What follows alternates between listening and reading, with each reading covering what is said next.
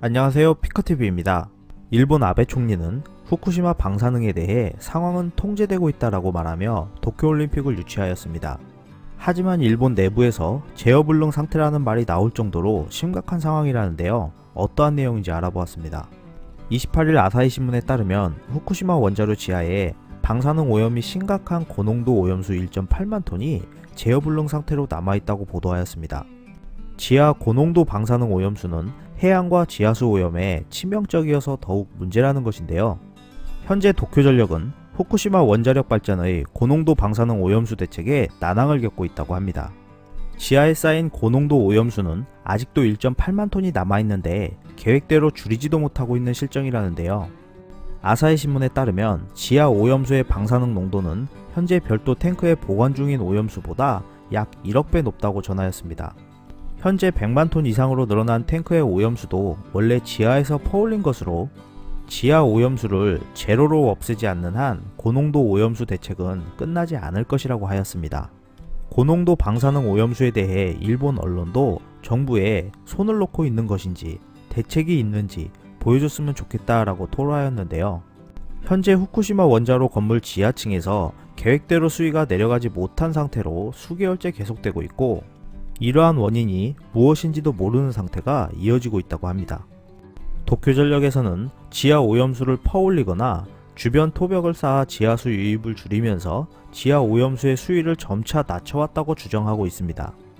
하지만 이러한 노력들이 생각한 것처럼 진행되고 있지 않다는 보도가 이어지고 있는데요. 이뿐만 아니라 신문에서는 일본 정부가 쓰나미에 대한 대책도 아직까지 준비되어 있지 않는 것으로 보인다고 언급하였습니다. 만약 거대한 해일이 온다면 후쿠시마 원전에 아직도 남아있는 고농도 오염수가 또다시 바다로 흘러들어갈 수 있다고 전하였습니다. 일본 지진조사연구 추진본부가 2017년 언급한 내용에 따르면 홋카이도 앞바다의 쿠릴 해구에서 동일본 대지진급의 지진이 임박했을 가능성이 높다는 견해를 공표하였습니다.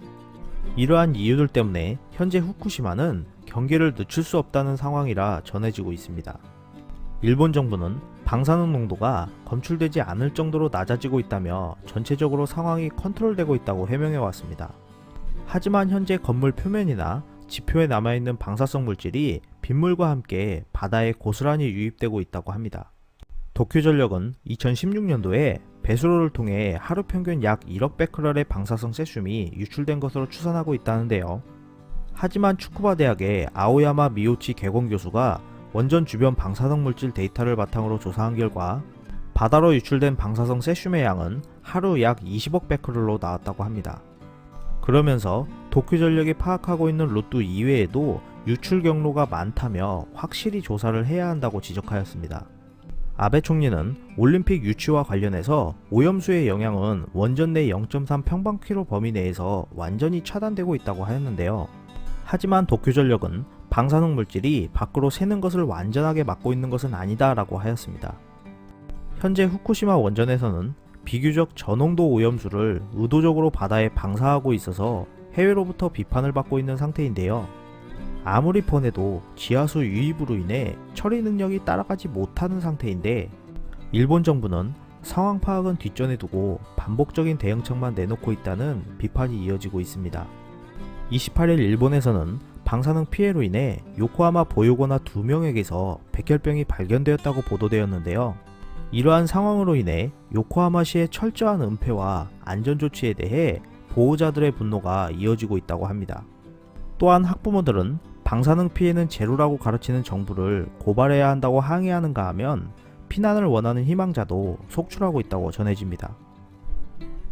끝까지 시청해주셔서 감사합니다.